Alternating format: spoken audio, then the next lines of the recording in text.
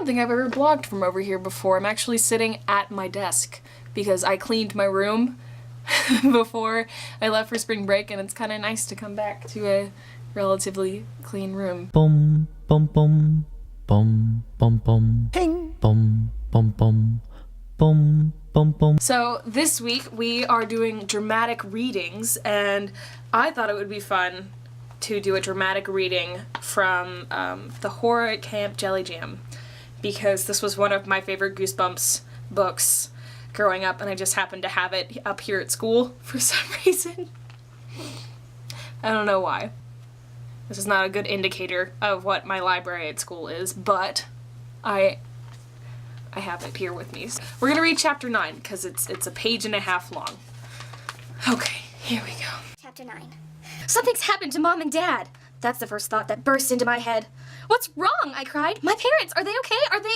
We haven't found your parents yet, Holly said. She wrapped a towel around my trembling shoulders. Then she led me to a beach at the side of the pool. Is it Elliot? I cried, dropping down beside her. What is wrong? Holly kept one arm around my shoulders. She leaned close. Her brown eyes stared into mine.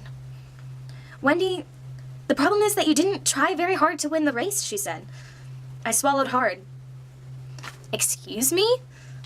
I watched you, Holly continued. I saw you slow your strokes in the last lap. I don't think you tried your best to win. But I sputtered. Holly continued to stare at me without blinking. Am I right? She demanded softly. I'm not used to swimming that far, I stammered. It was my first race. I didn't think... I know you're new at camp, Holly said, brushing a fly off my leg. But you know the camp slogan, right? For sure, I replied. It's everywhere I look. But what does it mean? Only the best. I guess it's kind of a warning, Holly replied thoughtfully. That's why I decided to talk to you now, Wendy. A warning? I cried. I felt more confused than ever. A warning about what? Holly didn't reply. She forced a smile onto her face and stood up. Catch you later, okay? She turned and hurried away. I wrapped the towel tighter around my shoulders and started back to the dorm to change. As I walked past the tennis courts, I thought hard about Holly's warning. Why is it so important for me to win the race? So that I could be awarded one of those gold coins with blobby purple king on it? Why should I care about winning coins? Why couldn't I just play the games, make new friends, and have fun? Why did Holly say she was giving me a warning? A warning about what? I shook my head, trying to shake away all the puzzling questions. I'd heard about sports camps from some of my friends back home. Some camps, they said, were really tough. The kids were all serious jock types who wanted to win, win, win. I guess this is one of those camps. Oh well, I thought, sighing. I don't have to love this camp. Mom and Dad will be here soon to take Elliot and me away. I glanced up and saw Elliot, sprawled face down on the ground, his arms and legs spread out awkwardly, his eyes closed, unconscious. And that is the end of chapter 9.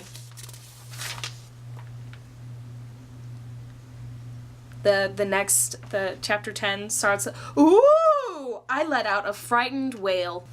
There's actually a blog.